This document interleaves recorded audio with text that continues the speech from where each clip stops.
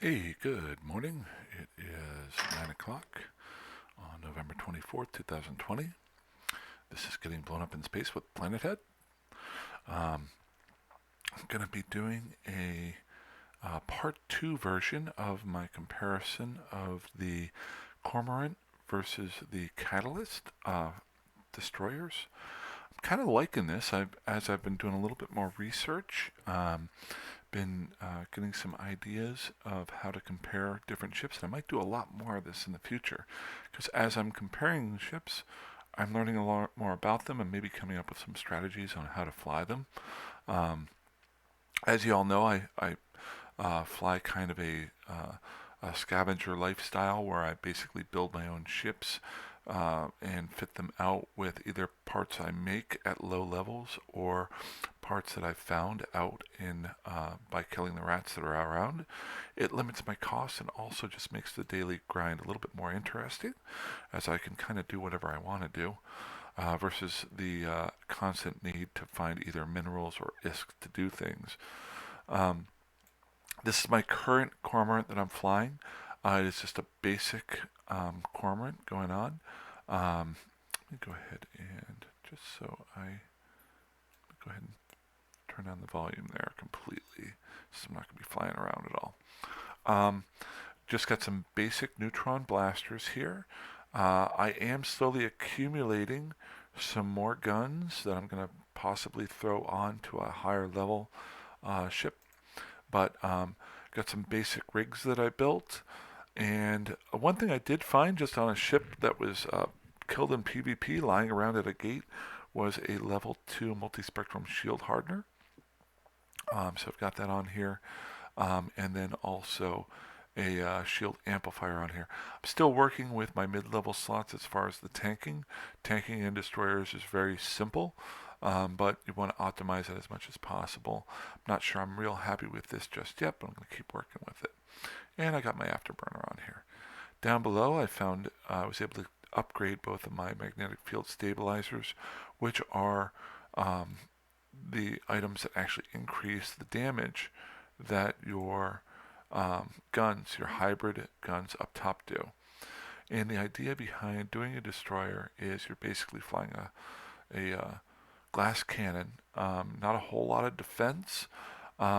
Really, you want to rely a little bit more on maybe speed tanking and putting as much firepower into your guns as possible and making sure they hit. So, and hit for the maximum amount of damage, whether you're doing PvP or PvE. So that being said, this is just an example. Definitely some things I'm still working on upgrading, but taking my time there.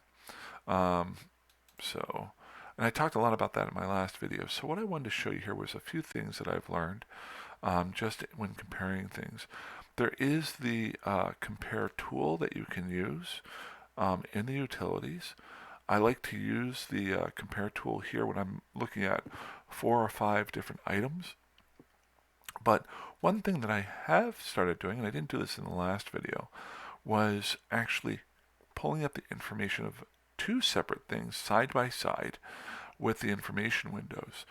And a little trick that a lot of people might not know is when you're going in, I'll just give you an example. Let's say I wanted to look at the the information on a Corax here, so that it brings up the information there. Click the info, and then I want to pull up the catalyst here. It's both in the same window, which can be a little bit annoying going back and forth when you're trying to check out different things, especially when you have as bad a short-term memory as I do. So instead of clicking back and forth and trying to see if there's any differences, what you can do is hold down your shift button and hit the information button. Go back over, hold down the shift button again, hit information. There you go.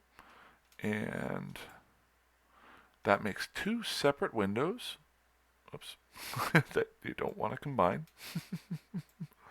And now, with both windows next to each other, I can then compare the ships. But this also gives me one added feature I'm going to show you here once I get this up here. Let's go ahead and lower my local. Okay, so I've got both ships. As you can see, very similar. They're both destroyers. one's Galente here, and one's a Caldari. Their skill level bonuses are very similar. We talked about this last time, but last time I was bouncing between the two windows. This time we've got them right next to each other, so you got a 10% bonus in small hybrid turret damage. I'm sorry, tracking speed. Same thing there. Down here, 50% bonus small hybrid turret optimal range. Same thing here. The only major difference is a 10% bonus per level Galente Destroyer of fall off range versus optimal range. Optimal range is your short distance damage, so it increases that, whereas your fall off range is your long distance damage. So in general, and this is just a generalizing it, the Catalyst having better fallout damage would be better at doing long range damage. Now I'm not saying it's bad at short range, but it's better at long range just by looking at this. Whereas your Cormorant has a better optimal range, so it would be better at doing your short range damage. That's a general, I'm not saying you can't fit them out differently, but it's a general assumption there just by going by the skills that they have. So that's number one. I kind of talked about that last time, but now you've got it right in front of you to see it. So some things I've actually learned by looking at these two, which has been very helpful before I get into the nitty-gritty of the attributes, because you got the attributes here. There's some major differences between the two, and some that are different but don't matter. But what I want to show you here, I talked about this last time, was the fittings. Very similar, but there are a few differences. Your Galente, the Catalyst, has a lower CPU output range here. So again, if you're trying to maybe shield tank and you're doing a shield booster, your CPU output range on the Galente is a little bit better. Secondly, the power grid sizes. Now the Catalyst has a little bit larger power grid versus the Cormorant. Not a huge difference there, but it is important. Same calibration bonuses, and then the number of slots. And for the first time you see here, as I hover over it, this is the major difference between using the compare tool versus the just pulling up their information. I'll just hover over here. You have 8 slots, but it brings up the information window that can give you some pointers as to why this area is important. Like it says here, turret hardpoints. These hardpoints limit the number of gunnery and mining turrets that can be fitted. Now this is very general, but it gives you an idea of what this is. Same thing over here, you get 7 turret hardpoints for your gunnery, and then 1 hard point for a missile launcher. Over here you have 0. So this is something that's kind of really useful, especially for beginning players, to try to learn what the different stats mean. And that's why I like using the information window versus the comparison window. Once you learn what they are, maybe the comparison window is easier because you can put more information up at once.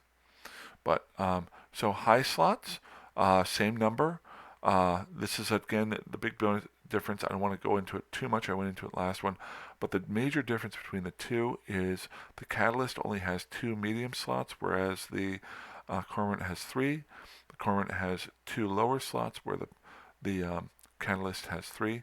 So one example that you could do here is, since your Cormorant only has 2 low slots, and you saw my ship that I had, I put 2 gunnery boosting items in there. I could do the same thing with the Catalyst, but also put a damage control unit in there, maybe to limit some of the damage coming at me, or I could throw another gun amplification. So there's a little bit of bonuses there. But I'm sorry, for the low, this was for the low slots here. For the medium side of it, looking at, you definitely want to have some sort of velocity increase, or whether it be a micro warp drive or an afterburner. So this really limits you down to almost just 1 slot to maybe put in a shield defense or something else on a Catalyst, whereas your Cormorant gives you 2. So those are the major differences on fitting. I talked about this in the last video. But some things that I've learned since then on when comparing items. We're going to go swing over here to requirements. Now this is very simple. A destroyer is very easy to fly. Um, you just need 3 levels of frigate and then 1 level of destroyer to be able to fly it. Now I wouldn't suggest flying them with just 1 level. Maybe if you're first starting and you're doing a little bit of ratting. You definitely want to increase these because your bonus traits are linked to your level of destroyer. But those are your requirements. Very quick to jump into either ship. But this is kind of the neat one here. And there's 2 other tabs here before I get into the attributes that are different. Is mastery. I never really I've looked barely at these, but to give myself some ideas of things that I want to do, or maybe catch some things that I missed while I was getting my skills up and running, this is something that I can go through. So just to be a basic destroyer flyer, a level 1 mastery, you can click through it and it'll give you an idea of what you might want to work on. Armor tanking, it'll give you your skills. You can see here I've to get level 1. These aren't required, but they are suggested, and it's a nice little bonus that Eve gives you. It gives you something that maybe you want to work on. So for me to be a basic catalyst flyer, I would need to have these items here. They're all checked off. As I've reached all those skills, you can see they're all very low level skills. But when you're trying to figure out, okay, what's my next step to make this ship better? I can go to level 2. Level 2, I've got all of that one, that one, that one. But, boom, there's one that I missed. I'm 5 out of 6 in my navigation. What am I missing here? I don't have any acceleration control. I have never used it. I mean, it's actually a very useful skill. I just completely missed it. I saw this earlier today. I wanted to leave it here just to show you an example. To get just a level 1 of acceleration control, I just have to train it for 35 minutes. What does it do? It's efficiently using the afterburners micro warp drives. 5% bonus the afterburner micro warp drive speed boost per skill level. So I'm not flying at the speeds that I could be. So what am I going to do? I'm going to go in and find it in my skills. I could have done this earlier, but and then that is under navigation. Acceleration control. I can't believe I completely missed this one. I'm going to buy it and train it. Boom. And then I'm going to throw it in here since it's such a low level skill. I'm going to move it to the top so I can get that little bonus right away. There we go. And then I'm going to throw in another level of it just because I can do that. I might do the other one that's 15 hours. I want to get this Calenti Cruiser in there, so I'm going to hold off on that and the controlled burst and stuff on my skill queue that's going on. So I'm going to wait on that one. But so that is a great example of when you're going through your ships, maybe you might want to look at the skills that are required for the different levels, and it'll give you some ideas of things that you might want to work on training. Look at level 3. I'm already to a point where I can get up some other skills. Now, do I want these skills? Am I going to armor tank my ship? Do I really need to?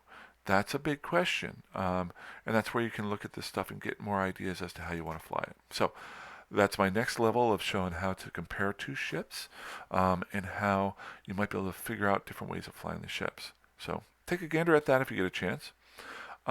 Last but not least, I kind of hit on this the other day, but just to give you an idea, if you go into the variations of the ship, it will give you the base ship here, but then it will give you every other variation that's available for that ship. Or actually, as far as Tech 2, I'm kind of surprised they don't have the... Interesting. Okay, I'm just looking here. They don't have the interceptors on here. They just have the tactical destroyer. So, which is fine. Yeah. Okay. Not a problem. I thought it would have actually had all of the the other ships here, but it does give you an idea of a ship that you can actually fly into and get to fly a little bit better. So my goal, and this is something that's kind of interesting to me. The Eris is the next level up for a catalyst, whereas the Flycatcher is the next level up for the Cormorant. If you notice here, I'll just pull it up here. The Cormorant gets your light missile bonuses, whereas the Eris gets the small hybrid turret bonuses. I've seen very few people flying Erises. I'm not even sure if I've seen one out while I'm flying around. I'm sure some people do somewhere. So being the weirdo, I'm kind of looking forward to flying it. Partly because I've got my small hybrid turret bonuses already built up, whereas my missile bonuses are not there. So that's kind of a goal.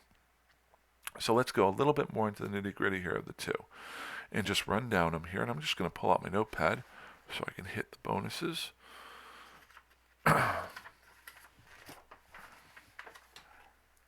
So just running down the line here, and this again is why I like to use, I'm going to drink some coffee, the information screens, because I can very quickly just look at why different things are important. So the first difference is your structure hit points. That is just a little bit of a bonus that the Eris gets. It takes a little bit longer to die, not a huge difference, 800 to 700 HP. Your cargo capacity, this is how much you can hold in your cargo. And the not a huge difference, 400 to 425, really negligible. It's basically what you can haul back. Not a huge deal on that. The next one here is your mass. Your mass, and this is where people might miss a few things. This is a large difference. Your mass, and just looking at the notes over here, mass affects acceleration and returning speed negatively as the mass increases. If you look here, the mass of the Cormorant is almost 2 times the amount of the... I am dumb. I'm sorry. You guys probably caught that I still have the Eris up here. Let's get back over here. Attributes. Okay. It's still a little bit of a difference, but not a huge amount. Structure bonus is there. Actually, the structure for a catalyst is a little bit larger than the Eris. But the mass size for the catalyst is actually smaller than what the Cormorant is, so it will turn and increase acceleration a little bit faster. The volume is a little bit larger for the catalyst. This isn't a big deal unless you are hauling fitted ships.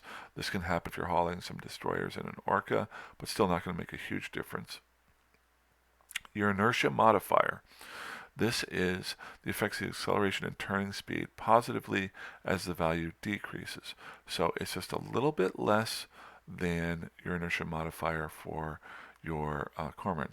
But your volume combined with your mass here, your mass combined with the inertia modifier makes your your catalyst, I gotta slow down a little bit, your catalyst just a little bit quicker to turn and get into warp. So something to keep in mind. So the catalyst, I'm just going to write some really quick notes, is quicker. So keep it simple.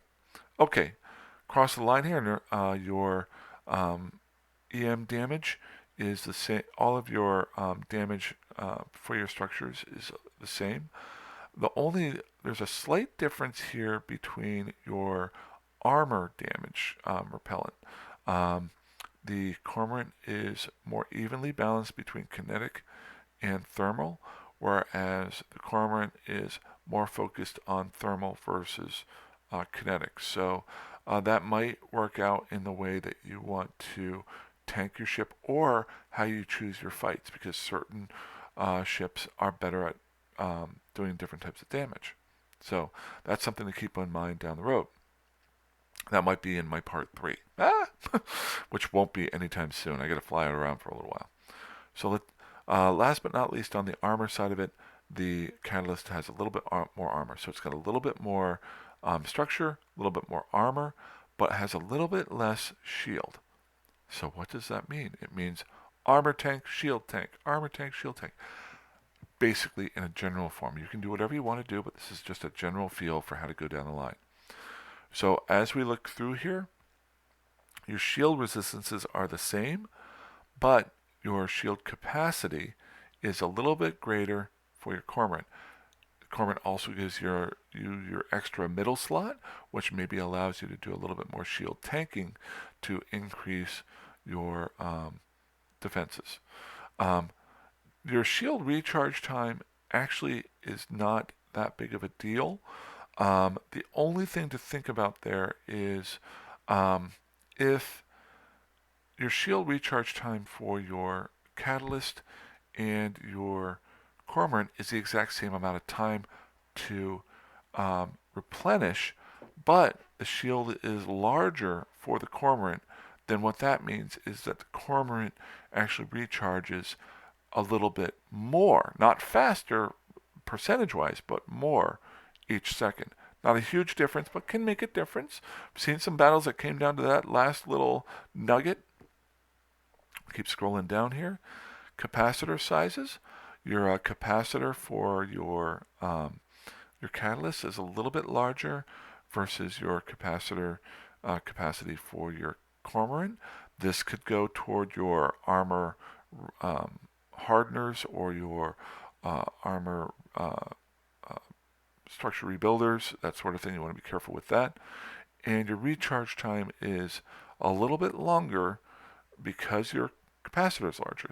So where this was even up, so you got a little bit more of a bonus, since the capacitor is larger here, it takes longer to recharge. It's not a huge difference there. So you're not getting a bonus with that side. Keep scrolling on down here. Targeting. Not a huge difference. You get a 3-kilometer difference between the two. What this might be able to affect is if you're doing a large gang of ships and you're trying to boost your targeting range to do some kiting, that's where this would come into effect. Number of locked targets the same. Signature radius. This is important. I like to hit on these because a lot of people forget about these. The last 3 that are here.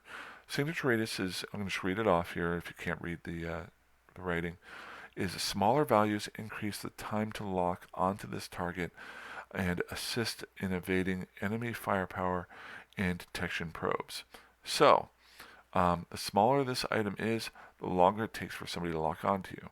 So the Catalyst is a little bit smaller, it's a little bit larger in signature radius, so it's easier to target, just a little bit easier, and a little bit easier to hit. The scanning down of it is a little bit important if you're trying to avoid combat probes, not a huge deal, but very important there. If you're trying to speed tank, the actual Cormorant is a little bit better at speed tanking because you get in a little bit faster, and when you're trying to speed around the ships, you're a little bit harder to hit. So we'll keep scrolling down here. Again, scan resolution. Larger values increase target locking speed. So while the Catalyst is a little bit harder to hit, its scan resolution is a little bit better than the Cormorant, so it locks onto targets faster. So it is a little bit more of that glass cannon. It's going to take more damage, but it's going to try to hit you faster. Again, it's why I think it's the preferred ship for ganking. It's a disposable ship that people can jump 10 of their guys into and go blow up some mining ships.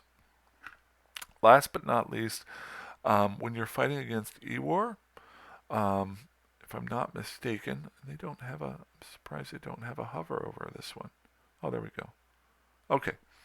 And I don't want to, this is a rabbit hole that you can jump down into a lot, but this is really definitely a part 3 side of it when you're choosing your guys you're fighting against. Your sensor strength. Larger values reduce the chance of being jammed by ECM assist in avoiding detection by probes. Um, so, and if you go along here, it has the 4 different types of ECM.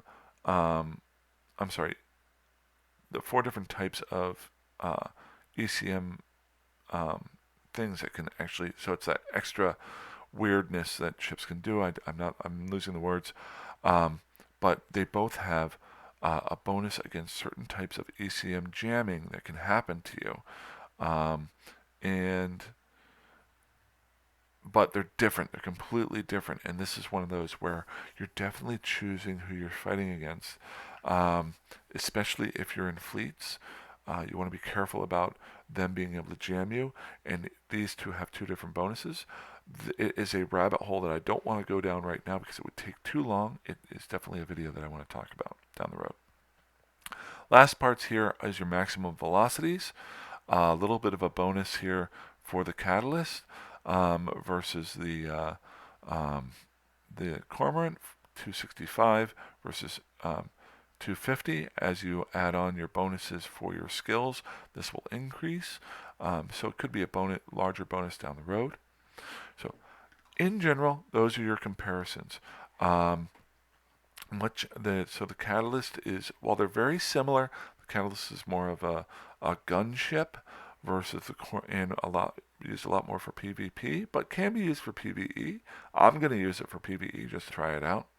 The Cormorant is used for the opposite side. Last but not least here, I want to show you one last part, especially with the world of mineral scarcity. When you're building your own ships, go into the industry area. You'll notice here that the catalyst, if you're going to build a lot of them, and this is maybe if you're in the market trading side of it, if you want to build a lot, takes a lot more titanium to build, a lot more pyrite. Your Mexilon is the same, or a little bit more. Does not take as much Noxium. Your Zydrine is a lot less, and your Megasite is a lot more. A lot more for the Megasite. Megasite can be a bit of a glut to try to get a hold of. Same thing with your Zydrine.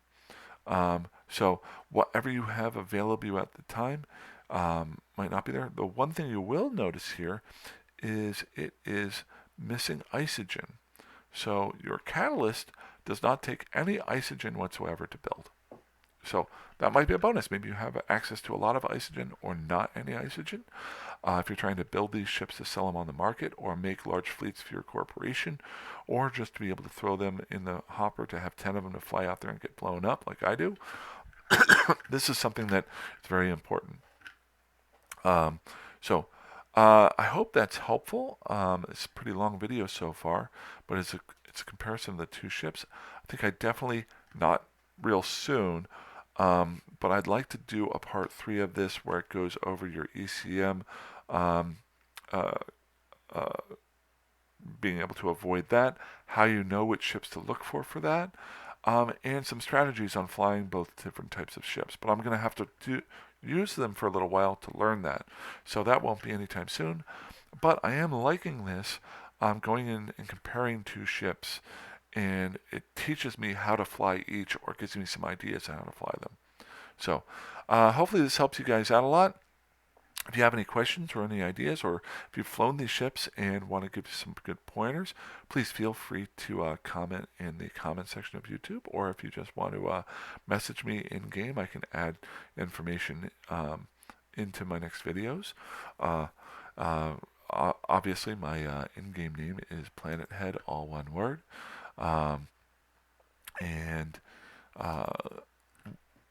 Final thoughts are, I do want to do a video. I've been watching a few things on the mineral scarcity and being able to build some larger ships down the road, or how to get a hold of them. That goes straight into my Orca and being able to get that down the road. That's my thoughts in the future.